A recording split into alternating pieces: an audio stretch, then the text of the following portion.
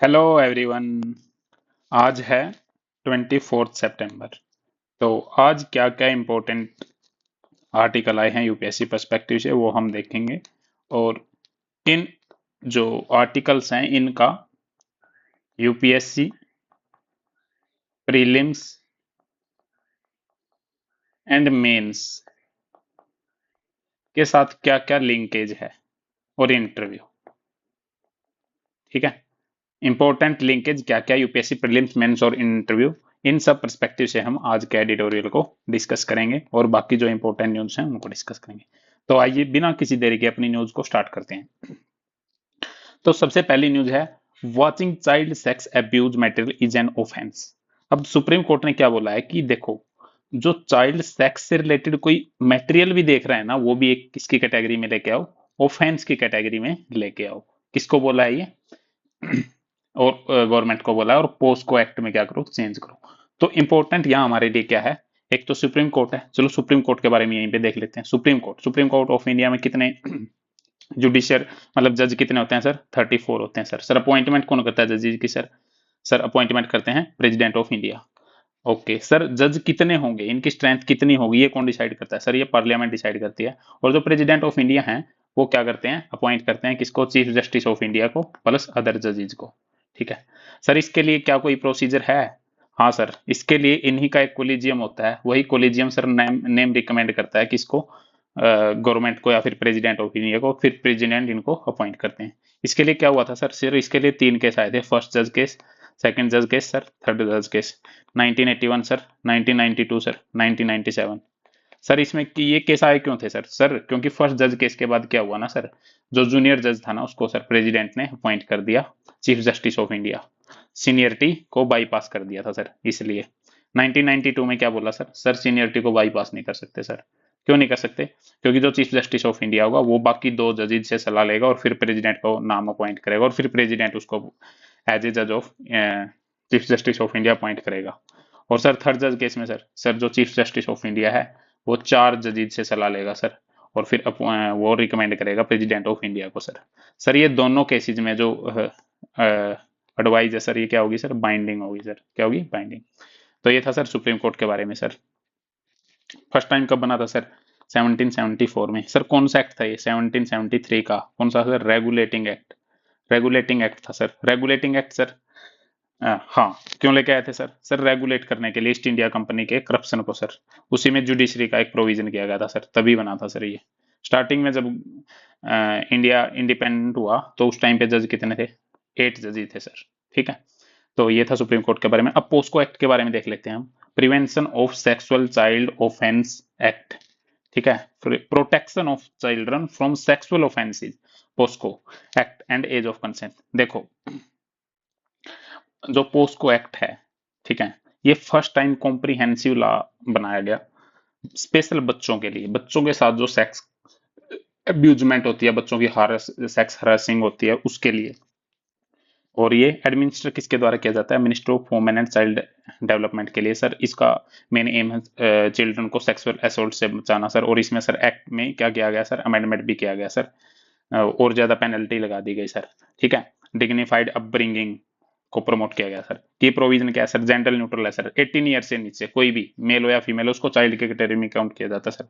Non reporting is a crime. ठीक है, अगर मान लो कोई भी पर्सन है, इंचार्ज है वो किसी इंस्टीट्यूशन का, ठीक है, और वो रिपोर्ट नहीं करता है कमीशन में, वो भी एक क्राइम माना जाएगा सर। रिपोर्टिंग एब्यूज के लिए सर कोई टाइम लाइन नहीं है। उसके बाद कंसर्न क्या है sir? Such abuse is on the rise. काफी काफी अब्यूज हो रहे हैं सर। अवेयरनेस की कमी है sir. Criminalisation of adolescent sex हो रहा है सर। ठीक है, तो उसके बाद इशू क्या है sir? What is the issue of minor being booked for minor consensual act? Minor aged between 16 and 18 who engage in consensual act may come under the definition of sexual activity under the law, run the risk of run the risk of being booked under POSCO. While these cases of adolescent sex may not necessarily result in conviction of minor boy, the law is such that it could result in denial of bail and prolonged detention. According to study, ये कुछ नहीं है। 22nd जो law commission था India का, उसने recommend क्या किया था सर? लोअरिंग एज करो कंसेंट की। ठीक है, लोअरिंग व्यू दैट, हाँ sorry, lowering age of consent में be counter productive for women, women के लिए क्या है, काउंटर प्रोडक्टिव हो सकती है, ये इसने किया था, रिकमेंड किया था। ठीक है। कमीशन अगेंस्ट क्यों है, एज ऑफ कंसेंट को लोअर करने के लिए, मतलब उसके अगेंस्ट क्यों है। Government proposal to increase the minimum age of marriage for women, क्योंकि गवर्नमेंट क्या है, प्रपोज करना चाहता है, मतलब इंक्रीज करना चाहता है minimum age. Incongruity between Muslim personal law and POCSO, POCSO और मुस्लिम पर्सनल लॉ के बीच में क्या है, मतलब डिसिमिलरिटी है। ठीक है। तो एज ऑफ कंसेंट के अंदर पोस्को एक्ट के अकॉर्डिंग एज ऑफ मेजोरिटी और मिनिमम एज ऑफ मैरिज कितने, 18 ईयर है। ठीक है। यूनियन कैबिनेट ने कितनी कर दी, 21 कर दी। ठीक है। जेंडर न्यूट्रलिटी है। और मुस्लिम प्रोटेक्शन लॉ में कितनी है, गर्ल की पबर्टी की एज 15 है। ठीक है। तो अब ये गैप आ गया तो इशू क्रिएट हो जाते हैं। एक जया जेटली कमेटी थी सर, सर ये किसके लिए, 18 से 21 ईयर अगर फीमेल की मैरिज एज करनी है तो। ठीक है। तो ये था सर पोस्को एक्ट से रिलेटेड चीजें। उसके बाद सर इजराइल ने स्ट्राइक कर दिया, लेबनान में काफी ज्यादा डैमेज हुआ है। लेबनान को देख लेते हैं, लेबनान चलते हैं और उसके बाद इजराइल चलते हैं। ठीक है। तो आपस में ये लोग लड़ रहे हैं, इनके काफी इश्यूज हैं। Israel and Lebanon, Lebanon sir ये लेबनान कंट्री है, कहाँ है सर ये, सर ये वेस्ट एशिया में है, मेडिटेरियन सी के सर ईस्ट साइड में है, देखो ये रहा। तो लेबनान ये है और वेस्ट एशिया में, और इजराइल के बिल्कुल सिर के ऊपर है सर ये, देख लो बिल्कुल ये इजराइल है सर, ये इसके ऊपर है बिल्कुल। हाइपा फोर्ट कहाँ है सर, इजराइल में है सर। गाजा, तल अवीव पोर्ट सर इजराइल में है सर। ये वेस्ट बैंक, जेरूसलम इजराइल की कैपिटल। सर डेड सी, इजराइल और किस किस के बीच में है ये, इजराइल एंड,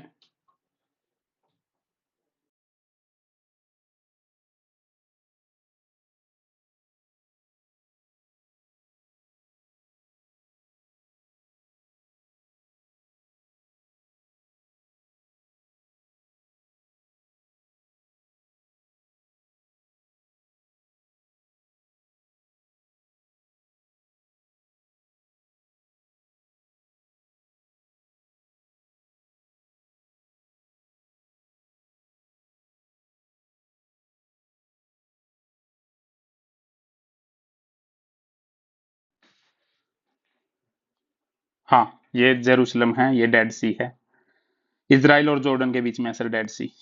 ठीक है। ठीक है। ये गल्फ ऑफ सुएज है। तो ये इजराइल का मैप है। इजराइल कितने कंट्री को टच करता है, जॉर्डन को करता है इजराइल, इजिप्ट को करता है। ठीक है। यहाँ गाजा स्ट्रिप है, गाजा स्ट्रिप ये बिल्कुल कहाँ गई, मतलब इजिप्ट के ऊपर है गाजा स्ट्रिप इनकी। ठीक है। इजराइल किस किस को करता है, सीरिया को, सीरिया को भी टच कर रहा है ना इजराइल, सीरिया को, जॉर्डन को, लेबनान को और इजिप्ट को। ठीक है। तो हमने ये देख लिया है। ये ईरान है, ईरान का ध्यान रखना, किस किस, पर्शियन गल्फ और किस किस के बीच में है ये है अपना कैस्पियन सी के बीच में। ठीक है। Okay sir. अब चलते हैं, ये अफगानिस्तान है, TUT, तुर्कमेनिस्तान, उज्बेकिस्तान, तजाकिस्तान। ठीक है। अब चलते हैं आगे। अतिशी CM बन चुकी हैं दिल्ली की। डस्ट फ्री दिल्ली के लिए, एयर पोल्यूशन को कॉम्बैट करने के लिए हमें डस्ट फ्री दिल्ली बनाना है, ये गवर्नर VK सक्सेना ने बोला है। तो सर थोड़ा सा एयर पोल्यूशन के बारे में देख लेते हैं सर। एयर पोल्यूशन, हाँ, एयर पोल्यूशन क्या है, क्यों जरूरी है, क्या अपडेट है एयर पोल्यूशन के बारे में। ठीक है। एयर पोल्यूशन सर, जब एयर एयर की जो क्वालिटी है वो डिग्रेड हो जाती है, वो उतनी नहीं रहती। ठीक है। एयर पोल्यूटेंट्स है जैसे SO2 है, O3 है, कार्बन मोनोऑक्साइड है, NO2 है, NH3 है, लीड है, पर्टिकुलेट मैटर भी होते हैं सर, PP10, PM10, PM2.5, जिनका साइज 10 माइक्रोमीटर के या फिर 2.5 के नीचे होता है। ठीक है। Major driving factor of air pollution क्या क्या है सर, व्हीकुलर पोल्यूशन, व्हीकल जो चलते हैं, इंडस्ट्रियल पोल्यूशन। ठीक है। उसके बाद क्या है, सॉलिड वेस्ट बर्निंग है सर, सॉलिड वेस्ट को जब हम बर्न करते हैं, स्टबल बर्निंग है सर, पंजाब हरियाणा यूपी में सर। ठीक है। उसके बाद डोमेस्टिक कुकिंग से भी होता है sir, coal based power plant है उनसे भी होता है। ठीक है। गवर्नमेंट ने क्या क्या इनिशिएटिव लाया? National clean air plan, SAFAR, system of air quality and weather forecasting and research portal लेके आए हैं। New commission for air quality management, graded response action plan, reducing vehicular pollution के लिए क्या है? BS6 vehicle, national electricity mobile mission. ठीक है। Why is India not able to contain air pollution despite significant initiative? इतने initiative के बाद भी हम क्यों नहीं एयर पोल्यूशन को कंट्रोल कर पा रहे? मतलब इंडिया का इंफ्रास्ट्रक्चर बढ़ रहा है तो व्हीकल की जो ग्रोथ है वो भी बढ़ रही है, इतने व्हीकल बढ़ रहे हैं। ठीक है, तो ये भी रीजन है एक। ठीक है, इनएडिक्वेट इंफ्रास्ट्रक्चर है, मॉनिटरिंग और डाटा कलेक्शन नहीं कर पा रहे हैं हम। NCAP इनकंसिस्टेंट है, national clean air programme. Failure to address regional और क्रॉस बॉर्डर पोल्यूशन को हम एड्रेस नहीं कर पा रहे हैं। दिल्ली वाले हरियाणा पे आरोप लगा देते हैं, हरियाणा वाले पंजाब पे, पंजाब वाले दिल्ली पे। ठीक है, क्या क्या मेजर लेने पड़ेंगे? तो ये सारा क्या है? एयर पोल्यूशन से रिलेटेड था। आगे चलते हैं सर। सीएम, सीएम के बारे में क्या कॉन्स्टिट्यूशन में कौन से आर्टिकल में आप खुद बताइए। ठीक है, नेक्स्ट चलते हैं। हम्म हम्म, नेक्स्ट चलते हैं सर, चीफ इलेक्शन कमीशन। ठीक है सर, कौन से आर्टिकल में sir? Election commission of India article 324 में है सर, कॉन्स्टिट्यूशनल बॉडी है सर। 324 से सर 329 तक है sir election commission of India. ठीक है, और भी है सर इसके बारे में कुछ जानकारी? हाँ सर, निकाल लेंगे जानकारी। क्या जानकारी है इसके बारे में? Election commission of India. ठीक है, ये रहा। अभी कौन है सर? राजीव कुमार है हमारे चीफ इलेक्शन कमिश्नर अभी। एक इलेक्शन कमिश्नर ऑफ इंडिया होता है, उसके बाद दो उसके साथ अदर इलेक्शन कमिश्नर होते हैं सर। एक कॉन्स्टिट्यूशनल बॉडी है सर। आर्टिकल पार्ट 15 में है, पार्ट 15 में है, याद रखना। आर्टिकल 324 में सुप्रिटेंडेंट डायरेक्शन और कंट्रोल है। 325 में रेस रिलीजन के बेस पे किसी को एक्सक्लूड नहीं किया जाएगा वोटिंग से। ठीक है। आर्टिकल 326 में election to the house of people and legislative assembly के हाउस अडल्ट सफरेज, जिसकी 18 साल की एज है वो इलेक्शन लड़ सकते हैं। 327 में क्या है? पार्लियामेंट प्रोविजन बना सकते हैं इलेक्शन ऑफ लेजिस्लेचर के रिगार्डिंग। 328 में क्या है? Provision power of legislature, legislature की क्या पावर है इलेक्शन से रिलेटेड। ठीक है, और 329 में कोर्ट इंटरफियर नहीं करता इलेक्टोरल मैटर में। ठीक है। इलेक्शन कमीशन ऑफ इंडिया के अपॉइंटमेंट कौन करता है? प्रेसिडेंट करते हैं। चीफ इलेक्शन कमीशन की अदर अपॉइंटमेंट, इनकी एज कितनी होती है? 6 साल या 65 साल। सुप्रीम कोर्ट के जो जज होते हैं उसके बराबर की इनकी सैलरी होती है, स्टेटस सब कुछ। रिमूव कैसे किया जा सकता है सर? सेम, या तो इनका एक्सपायर हो जाए टर्म, या फिर क्या हो जाए, जैसे सुप्रीम कोर्ट के जज को हटाया जाता है ना, इम्पीचमेंट, और वो फिर जाता है उसके द्वारा। ठीक है। लिमिटेशन सर, इसकी बहुत लिमिटेशन है सर। कॉन्स्टिट्यूशन में इसकी कोई क्वालिफिकेशन प्रिस्क्राइब नहीं है। ठीक है, कॉन्स्टिट्यूशन में इसके टर्म भी प्रिस्क्राइब नहीं है, मेंबर कितने होंगे ये भी प्रिस्क्राइब नहीं है। रिटायर्ड है वो जो इलेक्शन कमिश्नर, वो उसकी फर्दर अपॉइंटमेंट के बारे में भी नहीं लिखा कॉन्स्टिट्यूशन में। ठीक है, तो ये था sir election commission of India. तो commission has power disqualify, candidate को डिस्क्वालीफाई करने की पावर है कमीशन के पास। एडवाइजरी जुरिडिक्शन है, क्वासी जुडिशियल फंक्शन है सर। तो आगे चलते हैं। सेकुलरिज्म यूरोपियन कंसेप्ट है, ये बोला है किसने? तमिलनाडु के गवर्नर RN रवि ने। सर सेकुलरिज्म क्या होता है? सर सेकुलरिज्म होता है हमारा कोई रिलीजन नहीं है, हम सब रिलीजन को इक्वली रिस्पेक्ट करते हैं। ठीक है, वो होता है सर। कहाँ कहाँ सेकुलरिज्म मेंशन है सर? सेकुलर प्रियम्बल में भी मेंशन है सर, फंडामेंटल राइट में भी है सर, DPSP में भी है सर, फंडामेंटल ड्यूटी में भी है। Article 14 sir equality. Article 16 sir कोई हम रेस रिलीजन कास्ट सेक्स के बेस पे वो नहीं करेंगे। आर्टिकल 25 सर अपने रिलीजियस को अपने हिसाब से practice propagate profess religious group. Article 27 sir, article 26 27 28 29 30 education and cultural minority. Article 51A it oblige all the citizen to promote harmony and spirit of common brotherhood. Article 42 constitutional amendment act में secular word add किया गया था preamble में। Secular, बाकी दो word कौन कौन से थे सोचो? सेकुलर, सोशलिस्ट और integrity. Kesavananda Bharati versus state of India में सुप्रीम कोर्ट ने क्या बोला था? सेकुलरिज्म क्या है? एक बेसिक पार्ट का, बेसिक स्ट्रक्चर का पार्ट है। Bommai versus union of India में क्या बोला था? Secularism mean equal treatment to all religion.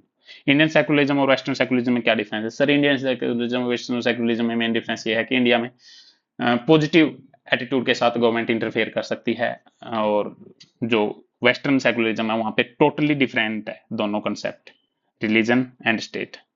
ठीक है सर, उसका जो ओरिजिनेटर है उसका मैकवेली को बोला जाता है सेकुलरिज्म सबसे पहले। ठीक है, इंडियन मॉडल का क्या क्रिटिसिज्म है सेकुलरिज्म का? एंटी रिलीजियस है सर ये। ठीक है, secularism is against the institutional religious domination. Western से इंपोर्ट किया हुआ सेकुलरिज्म है सर। माइनॉरिटिज्म, ठीक है, माइनॉरिटी राइट को एडवोकेट करता है। उसके बाद इंटरवेंशनिज्म, इंटरवेंट करता है सर छोटी छोटी बातों पे, वोट बैंक पॉलिटिक्स का तो काम करता ही है, ठीक है। तो ये था सर इंपॉर्टेंट सेकुलरिज्म के बारे में। सीबीआई, सीबीआई सर एक कॉन्स्टिट्यूशनल बॉडी है क्या? नहीं सर। स्टेचुटरी बॉडी है सर? नहीं। तो कौन सी बॉडी है? एक्स्ट्रा कॉन्स्टिट्यूशनल बॉडी है सर, एग्जीक्यूटिव बॉडी है सर। 1946 के दिल्ली पुलिस एस्टेब्लिशमेंट एक्ट के अकॉर्डिंग बनी थी सर। और जो सीबीआई है सर उसके पास दो कंसेंट होती हैं, general consent, specific, case specific consent. General consent में सर वो अलाउड कर देते हैं मोस्टली स्टेट, लेकिन अगर स्टेट अलाउड ना करे तो सीबीआई नहीं जा सकती सर उस स्टेट में। और स्पेसिफिक कंसेंट तो लेनी ही पड़ती है हर बार, ये तो जनरली अलाउड होती है, लेकिन इसको भी मना कर सकते हैं स्टेट। सीबीआई के डायरेक्टर का टेन्योर 5 ईयर, 2 से 5 ईयर, 2 ईयर तो होता ही होता है, हर साल 1 साल बढ़ाते रहते हैं, मतलब 3 बार एक्सटेंड किया जा सकता है, 3 टाइम्स, हर बार 1 साल ही बस, 2 से 5 ईयर के बीच में सर, ठीक है सर। सीबीआई एंड ईडी, इसके बारे में। Ayushman Bharat health coverage scheme, Ayushman Bharat health coverage scheme, ये क्या है सर? ये सर एक हेल्थ के सेक्टर में स्कीम है सर। प्रधानमंत्री जन आरोग्य योजना वर्ल्ड की लार्जेस्ट हेल्थ इंश्योरेंस स्कीम है सर, गवर्नमेंट के द्वारा फुली फाइनेंस की जाती है। 2018 में ये सर लॉन्च की गई थी। 5 लाख पर फैमिली मिलेंगे सर, सेकेंडरी और टर्सरी केयर के लिए, प्राइमरी के लिए नहीं मिलेंगे, ये ध्यान रखना। हेल्थ बेनिफिट जो पैकेज है वो करता है सर्जरी को, मेडिकल को, इन सब चीजों को। सोशियो इकोनॉमिक कास्ट बेस पे बेनिफिशियरी को आइडेंटिफाई किया जाता है। नेशनल हेल्थ अथॉरिटी एक बनाई गई है, उसने फ्लेक्सिबिलिटी दे रखी है। Non socio economic caste census beneficiary अगर वो भी इसके लिए एलिजिबल होते हैं तो फंडिंग सर 60-40 होती है, 60% centre, 40% state, for all state and UT with their one legislature. 90-10 किसके लिए सर? लेजिस्लेचर के लिए। 100% किसके लिए सर? जो स्पेशल स्टेटस है उनके लिए, विदाउट लेजिस्लेचर वालों के लिए। Nodal agency national health authority है सर। सोसाइटी रजिस्ट्रेशन एक्ट के अकॉर्डिंग नेशनल हेल्थ अथॉरिटी बनी थी 1860 के according. State health agency apex body होती है सर, स्टेट गवर्नमेंट की रिस्पॉन्सिबल होती है इंप्लीमेंट करने के लिए पीएम जन आरोग्य योजना। ये थी sir PM Jan Arogya Yojana. I hope कि आप लोगों को ये जो इंटरलिंकेज है वो काफी समझ में आ रहा होगा। ये बहुत बहुत ज्यादा हेल्पफुल रहेगा आप लोगों के लिए। एफएफएस, अब जो तमिलनाडु में लड्डू थे ना तिरुपति के मंदिर में, तमिलनाडु में नहीं सॉरी आंध्रा, तो वहां घी में मिलावट थी सर। किसकी सर? मीट की सर। और सर किसकी थी? और फिश ऑयल की। तो अब एफएसएसएआई, एफएसएसएआई का क्या काम है सर? ये इंपॉर्टेंट रोल आ जाता है, food safety standard authority of India, ठीक है। इसका काम क्या है सर? ऑटोनॉमस बॉडी है, ministry of health and family affair के अंडर में food safety standard authority act 2006 के अकॉर्डिंग बनी है। फूड से रिलेटेड जितनी सेफ्टी और स्टैंडर्ड है और जो रेगुलेशन है उनका काम करती है सर। विजन क्या है? सेफ एंड न्यूट्रिशियस फूड, ठीक है सर। फंक्शन क्या है? रेगुलेट सुपरविजन फूड सेफ्टी का, स्टैंडर्ड ले डाउन करती है, सेलिंग और इंपोर्ट फूड पे ध्यान देती है, डायरेक्टली मॉनिटर करती है फूड रेगुलेशन को, ठीक है। फूड सर्टिफिकेशन के लिए हमें it is mandate to specify system of enforcement standard, वही है, ठीक है। आई होप कि आप लोगों को समझ में आ गया होगा। आगे चलते हैं sir. High court, high court sir article 214 से article 231 part 5 sir, part 5 of Indian constitution. High court में सर जज कितने होंगे ये डिसाइड कौन करता है सर? बताओ, पार्लियामेंट या प्रेसिडेंट? सर ये प्रेसिडेंट करता है, ध्यान रखना। और सुप्रीम कोर्ट में कितने होंगे ये कौन करता है? सर ये पार्लियामेंट करती है, ठीक है सर। हाई कोर्ट के चीफ जस्टिस और अदर जजेस की अपॉइंटमेंट कौन करता है? सर ये प्रेसिडेंट ऑफ इंडिया ही करता है। किसकी रिकमेंडेशन पे sir? Sir chief justice of India होता है, ठीक है। और कुछ अदर जजेज होते हैं दो, उन वो रिकमेंड करते हैं कि किसको हाई कोर्ट का जज बनाया जाए। अच्छा सर, गवर्नर ऑफ स्टेट से भी सलाह लेता है सर ये, हाँ ठीक है सर। और अदर जजेज की हाई कोर्ट की ये भी सर प्रेसिडेंट ऑफ इंडिया ही करते हैं। प्रेसिडेंट ऑफ इंडिया किसकी सलाह से sir? Chief justice of India sir, governor of state plus chief justice of high court plus other जजेज सर। ये सारा प्रोसीजर है सर। हटाने का सर प्रोसीजर सेम है, ठीक है। सर जो हाई कोर्ट के जो जजेज होते हैं ना उनकी जो पेंशन होती है सर वो कंसोलिडेटेड फंड ऑफ इंडिया से जाती है सर। लेकिन सर जो उनकी सैलरी होती है सर वो कहां से जाती है बताना? कुडियट्टम style, कुडियट्टम a collective of young Kudiyattam around in Kerala which was launched on a modest note. COVID-19 has now evolved a platform where tight around where artists following different style come together to preserve the art form and also to impart knowledge about technique followed by different कुडियट्टम school in the state। ठीक है, collective recently connected. अब कुडियट्टम ये है क्या? तिरुवनंतपुरम, तिरुवनंतपुरम केरला की ये एक art है बस। ठीक है, ये आर्ट एंड कल्चर से रिलेटेड था। तमिलनाडु के स्पीकर ने बोला है कि देखो Tamil Nadu seek reforms to make centre respect bill adopt by state. अब स्टेट जो बिल पास करते हैं ना सर, वो जाते हैं गवर्नर के पास sir, legislative assembly legislative council से पास होके गवर्नर के, गवर्नर किसके पास भेज सकता है ऑर्डनरी बिल को? प्रेसिडेंट ऑफ इंडिया के पास। अब प्रेसिडेंट ऑफ इंडिया है ना, अगर ऑर्डनरी बिल है तो इनको वापस भी भेज सकता है, कुछ एक्शन ना भी ले सकता है इनफाइनाइट टाइम तक। तो इन्होंने बोला कि इसमें थोड़ा सा इंप्रूवमेंट करिए। ठीक है, weighing on business as usual with China. अब सर ये क्या बोल रहे हैं राइटर, देखो चाइना के साथ एक साइड तो हमारी क्या चल रही है सर, फाइट। कहाँ पे सर? बॉर्डर पे, LAC line of actual control वहां पे। ठीक है सर, अब लेकिन हम लीनियंसी दे रहे हैं चाइना को सर, क्यों दे रहे हैं हम सोच रहे हैं सर चाइना से FDI आएगी बहुत ज्यादा। अगर इतनी सारी FDI आएगी तो उसका क्या फायदा होगा सर? देश में काफी ज्यादा एम्प्लॉयमेंट होगा। लेकिन सर अगर देश में एम्प्लॉयमेंट होगा तो मुझे क्या बताओ, और ज्यादा GDP और हम ज्यादा ग्रोथ करेंगे। लेकिन सर राइटर बोला है देखो भाई ऐसा नहीं है। चाइना में जो, चाइना से जो कंपनी आ रही है ना, वो डोमेस्टिक मार्केट पे कंट्रोल करने के लिए आ रही है। इंडिया के एंटरप्रेन्योर को वह उभरने ही नहीं देगी। आसियान के साथ भी सर उन्होंने ऐसा ही किया। आसियान से उनका बहुत ज्यादा एक्सपोर्ट ज्यादा होता है, चाइना का इंपोर्ट ना के बराबर होता है। और इंडिया से भी चाइना का जो इंपोर्ट है वो 2021 की बजाय 2023 में बहुत मतलब कम हुआ है। तो मेन चीज क्या है सर? मेन चीज ये है security and economic perspective. India will well to have a differentiate policy towards economic relation with China. India cannot decouple itself from economy of China। से एकदम से तो हम दूर हो नहीं सकते क्योंकि इतने डिपेंडेंट है। वर्ल्ड लार्जेस्ट मैन्युफैक्चरर और एक्सपोर्टर है, but India must decide which sector, किस सेक्टर में हमें FDI अलाउड करनी है, किस में नहीं अलाउड करनी, हमें ये प्रायोरिटाइज करना चाहिए। ठीक है सर। आसियान कब बना था सर? आसियान की सर हेडक्वार्टर कहाँ है? आसियान में सर कितनी कंट्री है सर? ASEAN +3 में कितने मेंबर हैं सर? ASEAN +6 में कितने मेंबर हैं सर? इन सब के आंसर आप कमेंट बॉक्स में लिख सकते हो। India defence export and humanitarian law. Sir इस एडिटोरियल में बोला गया है, इस आर्टिकल में क्या बोला गया है सर? जो इंडिया डिफेंस एक्सपोर्ट कर रहे हैं ना, किसको सर? हम एक्सपोर्ट कर रहे हैं इसराइल को, एक्सपोर्ट कर रहे हैं इसराइल को। और इसराइल सर वहां पे ह्यूमैनिटेरियन क्राइसिस पैदा हो रहा है क्योंकि इसराइल जो अटैक कर रहा है, इसराइल पैलेस्तीन पे, गाजा पे, तो वहां पे जो नॉर्मल ह्यूमन है उनकी जो लाइफ है वो क्या पता इंडिया द्वारा भेजे गए वेपन से क्या पता इसराइल वहां यूज कर रहा हो।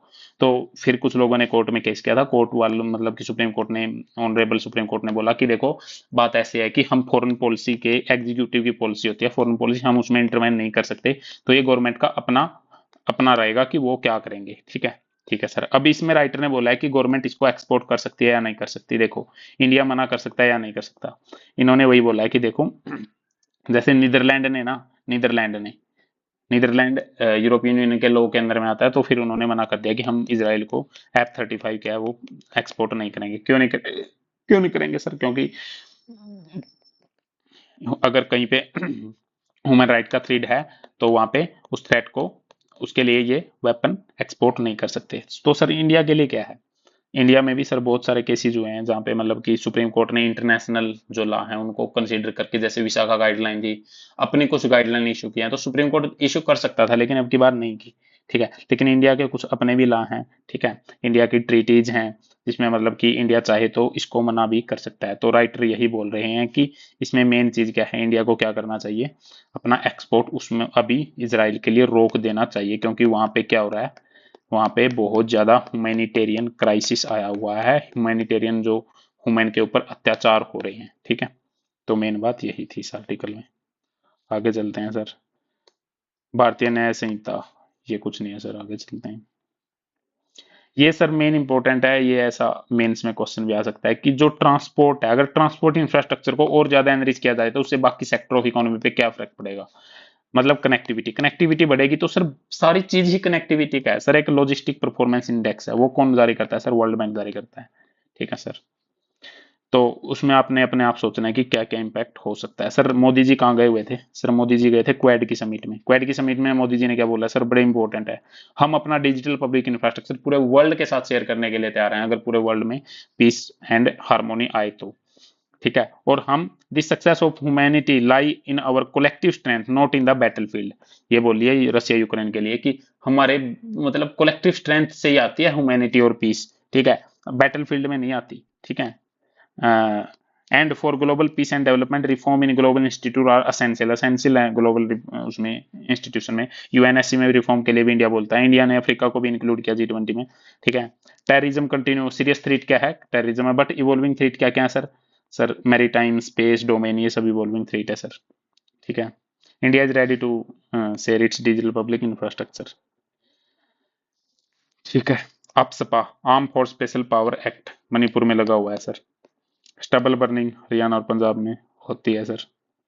तो मानसून विड्रॉ होने का टाइम आ गया है। और लेजिस्लेटिव बॉडी का भी काफी इंपॉर्टेंट रोल हो सकता है गवर्नेंस को इंक्लूसिव बनाने के लिए, टेक्नोलॉजी का यूज करके, ठीक है, वेलफेयर स्कीम पे फोकस करके, तो इंक्लूसिव गवर्नेंस का यूज कर सकते हैं, ठीक है। Slowest PMI, purchasing manager index, sir ये क्या होता है, सर ये भी बता देते हैं क्या होता है परचेजिंग मैनेजर इंडेक्स, ठीक है। Stubble burning, stubble burning Punjab और हरियाणा में जो हो रही है सर उसके बारे में, ठीक है। इन सीटू ट्रीटमेंट भी हो सकता है सर, पूसा डिकम्पोजर का यूज करें, एक्स सीटू भी हो सकता है। स्ट्रो एज ए कैटल फोडर का यूज कर दें, मतलब जो मतलब कि रॉ मटेरियल होता है ना उसको एज ए कैटल फोडर के रूप में यूज करें, ठीक है। तो पेड रेसिड्यू को रिमूव करना स्टबल बर्निंग बोला जाता है, उसमें आग लगा दिया जाता है, उससे बहुत सारे जो methane, carbon monoxide, volatile organic compound ये सब क्या होते हैं, रिलीज होते हैं, ठीक है।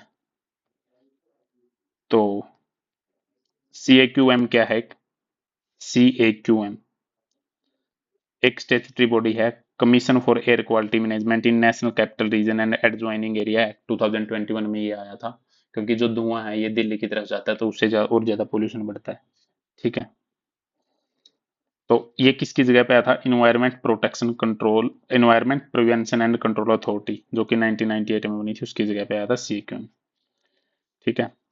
तो ये इसको देखता है, ठीक है सर। स्टबल बर्निंग भी हो गया, सेकुलरिज्म भी हो गया, ठीक है, एयर पोल्यूशन भी हो गया। Arm force special power act, arm force special power act ये सर बाद में देखेंगे कभी। मॉनसून का विड्रावल आप लोगों को पता होना चाहिए, ज्योग्राफिकल कंसेप्ट है, ठीक है। नेक्स्ट आ गया purchasing manager index. Purchasing manager index होता क्या है, it is a survey based measure होता है जो आस्क करता है रिस्पोंडेंट को change in perception about key business variable, key business variable के बारे में, ठीक है। अगर ये 50 से ऊपर है तो इसका मतलब एक्सपेंड होगा बिजनेस, ठीक है। अगर 50 से नीचे है तो क्या होगा, मतलब कॉन्ट्रैक्शन होगा, और 50 पे है तो ये चेंज होता है, ठीक है। मंथली बेस पे कैलकुलेट किया जाता है, ठीक है। कंपाइल्ड IHS मार्केट के लिए किया जाता है, 40 प्लस इकोनॉमी के लिए वर्ल्ड वाइड, ठीक है। तो ये था। उसके बाद है सर अपना NBFC, non banking financial companies, उन्होंने काफी अच्छी ग्रोथ की है, RBI ने बोला है ये बात, ठीक है। NBFC, एक तो होते हैं सर बैंक, एक होती है NBFC सर। NBFC के बारे में थोड़ा सा देख लेते हैं। एक कंपनी होती है जो रजिस्टर होती है कंपनी एक्ट 1956 के अकॉर्डिंग, जो बैंक होते हैं वो RBI के एक्ट 1934 में होते हैं, शेड्यूल्ड बैंक, जो किसमें जो लोन देती हैं, एडवांस देती हैं, ये सब काम करते हैं, शेयर सिक्योरिटी सब में अपना पैसा करती हैं, ठीक है, ठीक है। एग्रीकल्चर एक्टिविटी, इंडस्ट्रियल एक्टिविटी में इनका ज्यादा प्रिंसिपल बिजनेस नहीं होता।